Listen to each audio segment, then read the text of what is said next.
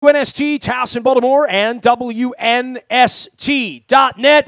Busy doings around here for those of us who love the grand old game of baseball. The bunting is out. We'll be watching playoff activity all weekend long leading up to the Terps playing in the Horseshoe out in Columbus this week as big underdogs. And, of course, the Ravens going west this week to the Black Hole to take on the Oakland Raiders. This guy covers the Raiders for the Silver and Black Illustrated as well as a longtime freelancer for all things sports in the Bay Area for the Associated Press. His work does appear at WNST.net from time to time, and you can follow him personally out on Twitter at MWagaman. That's WAGAMAN.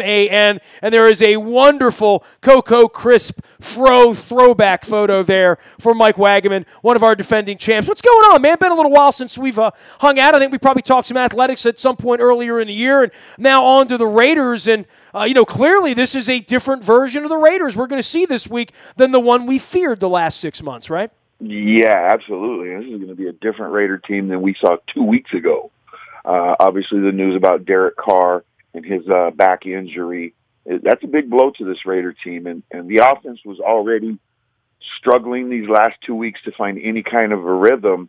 And now you lose your best player, your leader, your quarterback, your team captain, all of that for at least 1 week, probably two, and could be as long as six, depending on the severity, the real severity of this thing. So it's a big blow. This is a team that needs to find itself, and it's going to have to find itself, like I said, without its best player, its leader. And we're going to see how good this coaching staff is for sure.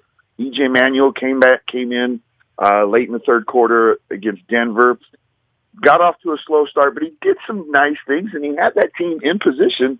They had driven inside the 40-yard line of Denver in the final 2 minutes, down 6, needing a touchdown to win it. And, unfortunately for him, he threw the interception, but he did some good things. So I think they're in a better position. The Raiders are in a better position to absorb the loss of Derek Carr than they were last year when he got hurt against Indianapolis late in the year, and they just had nothing behind him in terms of experience or quality, talent. And well, no one does, right? Though I mean, literally, right? I mean, same story here with Flacco. If he goes down, as much as you don't like the way Joe Flacco is playing right now, you probably wouldn't like the way Ryan Mallett would play behind this line either. And in the case of Carr, some things have gone right, some things have gone wrong. Certainly, I don't think they were prepared for that ass kicking the Redskins put on him 2 weeks ago, right? No, not at all.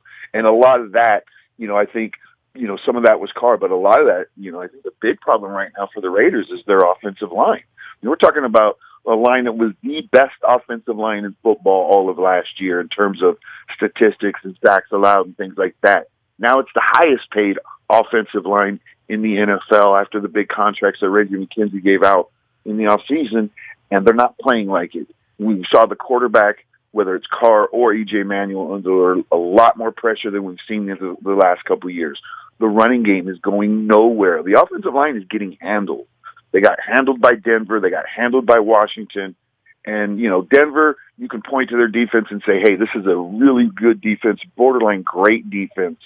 So you can maybe chalk that one up. But they got manhandled by Washington, too. And I'm not saying Washington doesn't have a good defense, but there's no way the Oakland Raiders their line should have been physically beat up front like they were in that game. So definitely some concerns. And the funny thing, Nestor, I think, is all along this whole offseason, the big concern was the defense. And the defense has actually played better than expected through all of this, and the question marks right now are on the offense. So definitely not what we envisioned when this whole season kicked off about a month ago. Well, Khalil Mack will be the best player on the field Sunday, right? Yeah, that guy's so fun to watch. He is so fun to watch, whether you're a Raider fan or not. If you're a fan of football, this guy is fun to watch. He's unstoppable. You cannot block him one-on-one. He and Von Miller are so similar. They're good friends. You see a lot of similarities in their game. But I think at this point, I would definitely think that Khalil is just a slight edge above Von, and he's a force. The Ravens are going to have to find a way to keep him off of Flacco. If they can, because of the Raiders' secondary is so suspect right now, and they've had some issues. if the Ravens can effectively keep Khalil Mack off, you're going to have to keep a running back in to chip him, or a tight end on that side, maybe an extra offensive lineman. However they do it, they've got to keep him off of Flacco and make the other Raiders pass rushers beat them. Bruce Irvin, Eddie Vanderdoes, their rookie defensive tackle. Those guys are going to have to make the difference in this game for Oakland, because if the Ravens let Khalil Mack get going, then it's going to be a big that'll be a big, obviously, swing in the Raiders' favor. But I expect that that Harbaugh and company and those guys will have a very nice game plan to keep Khalil off of Joe, and we'll see how it all plays out on Sunday. I think this game is going to be a lot closer than maybe I originally had it anticipated. I thought when I looked at the schedule that this was one that the Raiders would win pretty handily. But I think, all things considered, I think this is one that's probably going to go down to, late in the fourth quarter before we figure out who's going to win this one.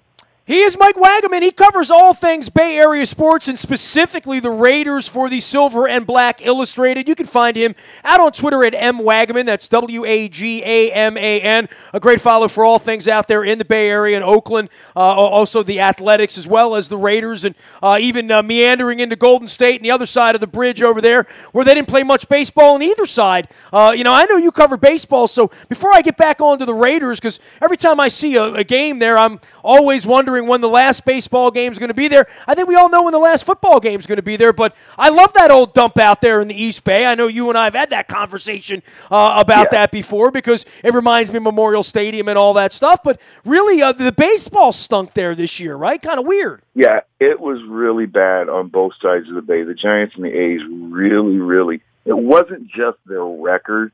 It was the brand of baseball, the type of baseball both teams were playing most of the year. It was not aesthetically pleasing, I guess you could say. But in Oakland, late in the year, they started bringing some of the young guys up, and some of those young guys, showed some potential. They've got a kid at third base, Matt Chapman. Their first baseman, Matt Olson, come up and hit 16 home runs, I believe it was, in a 30-some game stretch. So they've got some young talent. The A's do. They're going to need pitching, and they're going to need one or two more big players on the offensive side to really get back in contention in that division, because Houston is not getting young. They're getting older. They're a young team. They're not going to come back to the pack anytime soon. So the A's are going to have to make some moves. They've said, their general manager, Billy Beane, has said they're committed to sticking with young talent and not trading it away as has been the case in the past. So I'll believe the proof is always in the pudding. So we'll see how that plays out. But I think if you're an A's fan, or if you like young talent in baseball, the A's are potentially a fun team. Will be a fun team to watch next year. I don't think they'll be contenders, but it won't be as bad as that thing across the Bay, I don't think. Bro, any pressure there on the A's to get something done stadium-wise now that the Raiders have flown the coop to Vegas? I mean, I can – the politics is different there. The world is different there. I live in Baltimore, where we built stadiums here. Clearly, the Chargers are running around in that erector set down in Carson because they had nowhere to go. And the Raiders have skipped town. And that, I understand all of this. But then you come back and I look in, the Orioles are going to play out in the Bay Area and play the A's again, and they're still going to be in that dump next year. And it doesn't feel like it's any closer to any resolution to anything there. Well, at least on paper they are. I'm going to say within the last month, probably 2 or 3 weeks ago, the city of Oakland announced plans for a downtown stadium near right off the freeway near a junior college called Laney College.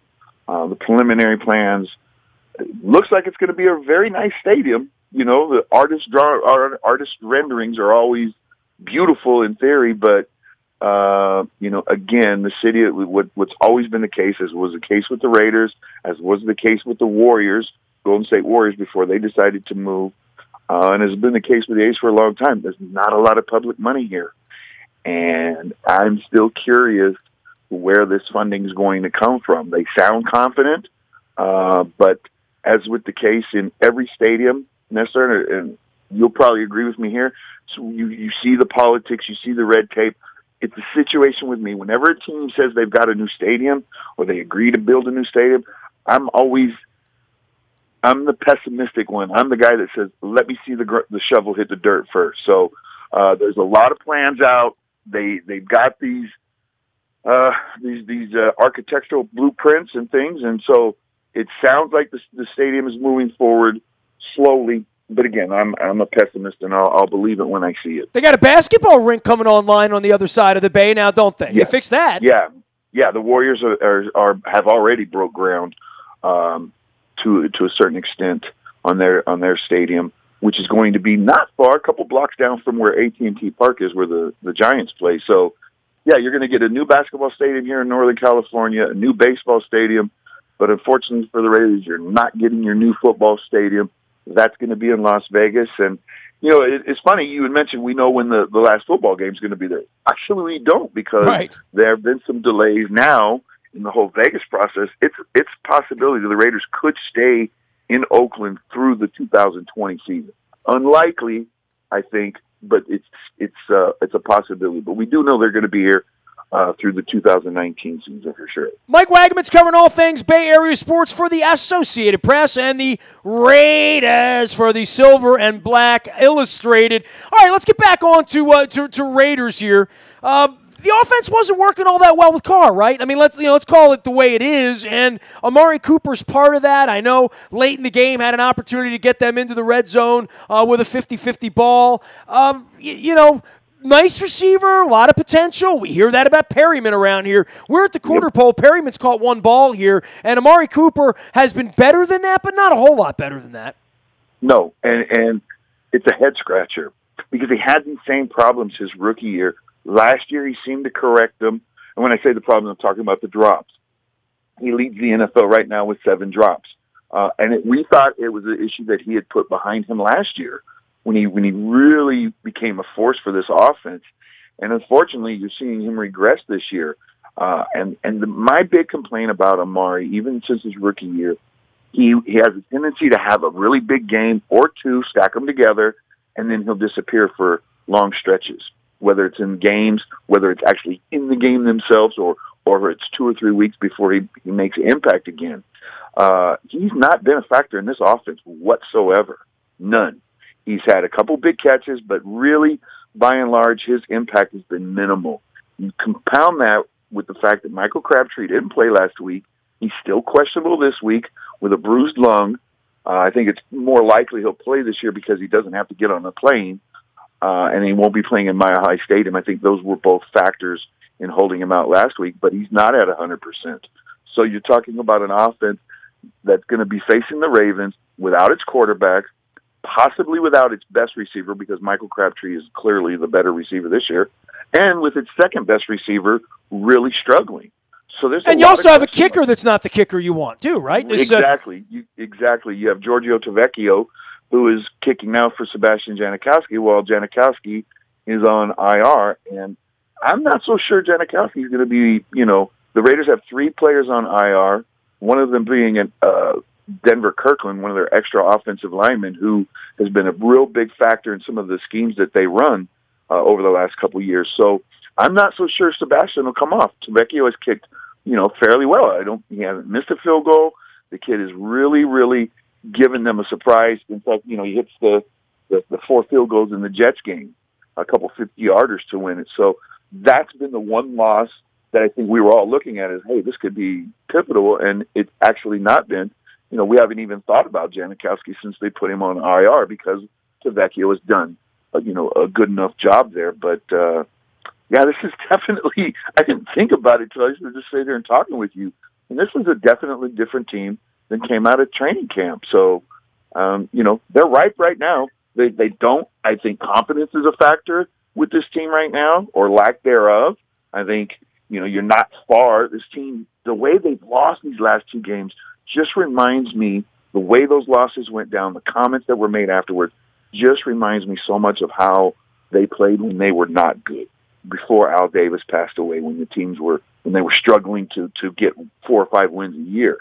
And it's, I'm not ready to say that that's where they're back in that mode again, but there's some definite similarities, and it'll be real interesting to see how Del Rio and his staff handle this week. This is a pivotal game. This is a game that they had marked down. I don't care what they can say beforehand. They had this Ravens game, marked down as a win before the season began, and it's not as guaranteed. It's not a given. I don't think they feel as confident about it now because of all the injuries and because of the way they've been playing. So, but you haven't seen the Ravens play, Mike. I mean, you guys are you having Bloody Marys at brunch now, out there on the West Coast, and you guys weren't even out of bed when we were getting our ass kicked 44-0. I mean, come on, dude. You woke up at 7:30 in the morning and it was 44-0 out on the West Coast, right? Yeah, that was a shock. That was really, really a shock. Yeah, it was a shock for me, too. I was sitting on the 30-yard line. It didn't look any better in London.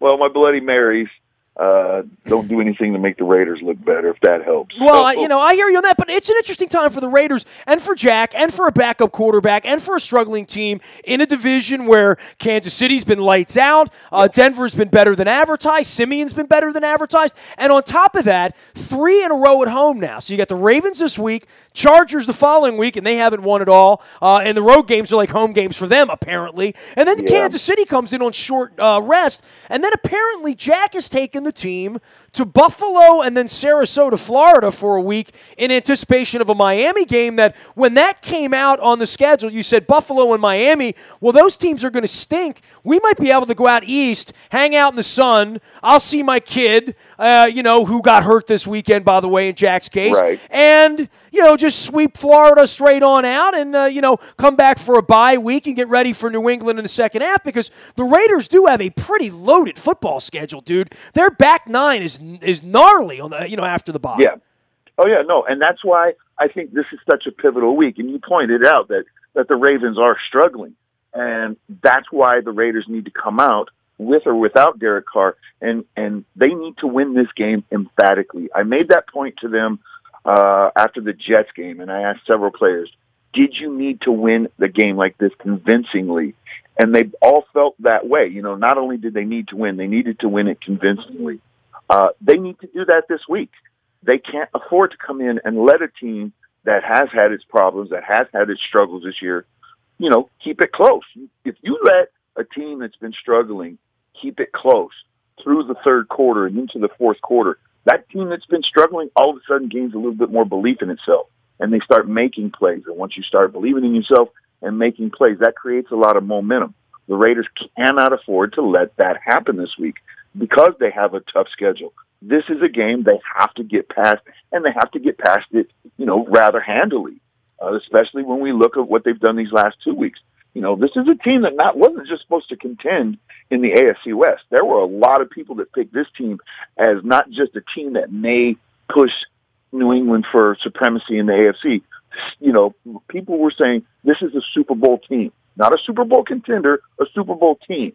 And they haven't shown it. There's been minor, glimpses of it here and there, but they haven't shown it. And so, we need to see, if you're a Raider fan or if you're in the media, we need to see what this team is all about. I don't think this team really has figured out its identity, which is weird. Are they going to become, are they going to be a team that pounds the rock, which is what they've said all along, or are they going to be a team that has to throw it? We don't really know. They've got a new offensive coordinator, Todd Downing.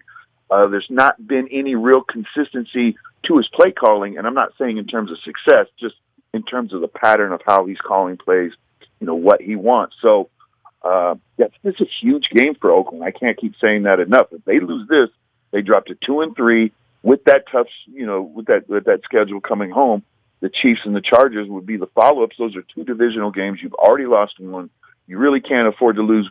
If you're going to try to win the AFC West or any division, you can't afford to lose more than 2 divisional games. So they've already got one. They're going to have to play almost perfect from here on out against their divisional opponents. So we'll see. We'll definitely see. I just, for some reason, I think this one's going to be closer than many people expect. He is high on a hill out in the Bay Area. Mike Wagaman covering all things Bay Area sports, including the Raiders for Silver and Black Illustrated. You can follow him on the Associated Press at WNST.net, as well as out on Twitter at MWagaman. That's WAGAMAN. And again, a lovely photo of a Cocoa Crisp as the front of his Twitter page. Hey, man, always a pleasure to visit with you.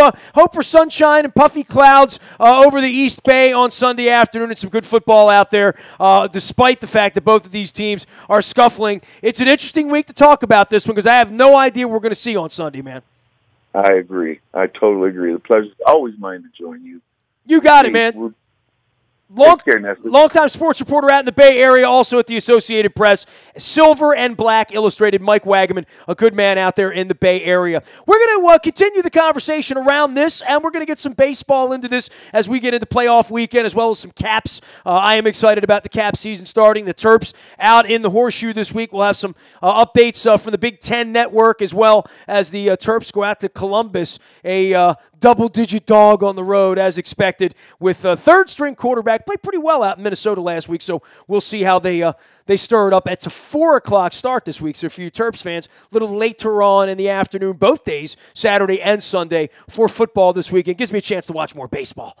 Nasty at WNST.net finds me. The Buy a Toyota Audio Vault is there for anything you miss here at WNST.net. Very easy to find us there. Download the TuneIn Radio app. We do come in crystal clear from anywhere in the world. Our morning newspaper ships to your email inbox at 7 a.m. That's all brought to you by Planet Fitness and PlanetFitness.com, where it's still $10 a month to get in the best shape of your life. Guaranteed. I'm on Facebook, Twitter, LinkedIn, Snapchat, Instagram, streaming live on our Facebook as well as our YouTube WNSTV channel. We are WNST.net, AM 1570, and WNST Towson, Baltimore, and we never stop talking Baltimore sports.